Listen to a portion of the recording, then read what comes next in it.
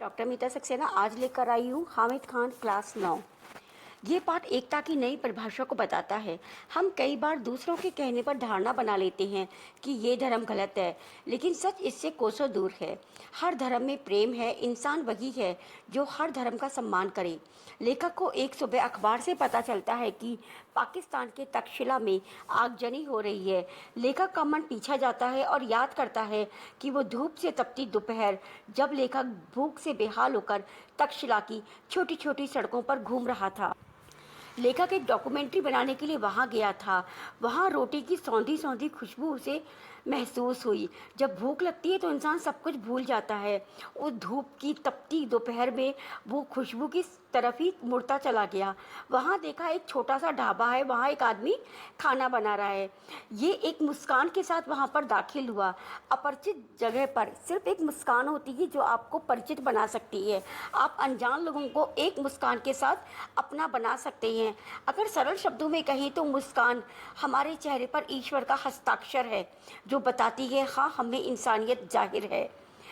और जब लेखक अंदर गया, उसने देखा खाना बन रहा है, तो उसने पूछा खाने में क्या है।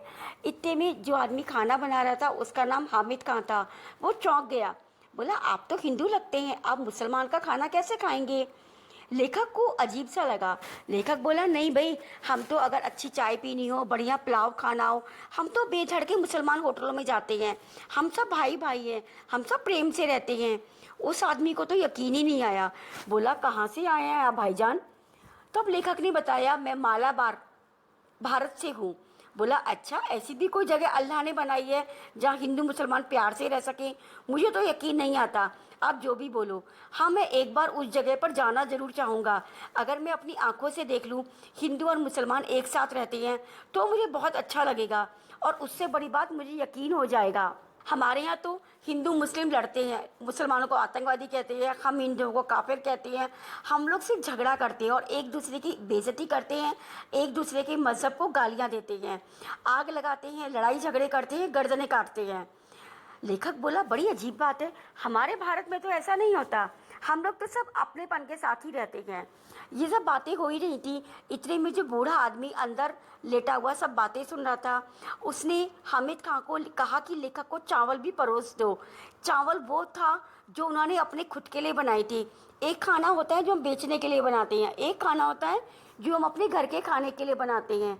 अगर हम किसी कस्टमर को, कोई हमारे यहाँ खाना खाने आए खरीद कर, और हम उसे अपना बनाया हुआ खाना दे दे जो हमने अपने खुद के लिए बनाया था, ये दर्शाता है कि वो हमारा मेहमान नहीं रहा, वो हमारा परिवार का मेंबर बन चुका है, सदस्य बन चुका है। लेखक ने प्यार से खाना खाया, उसके बाद 1 रुपया दिया। उस समय 1 रुपया भी बहुत होता था। हामिद का अब तक एक भाई के रिश्ते में बन चुका था। ये पहला समय था जो किसी हिंदू ने उसके घर में खाना खाया और दोनों के बीच प्रेम बना, भाई जैसा। अब हामिद खाने का भाईजान, मैं दोस्त मान चुका हूँ आपका, और जब रिश्ता होता है तो पैसे बीच में नहीं आते। मैं आपसे पैसे नहीं लूँगा।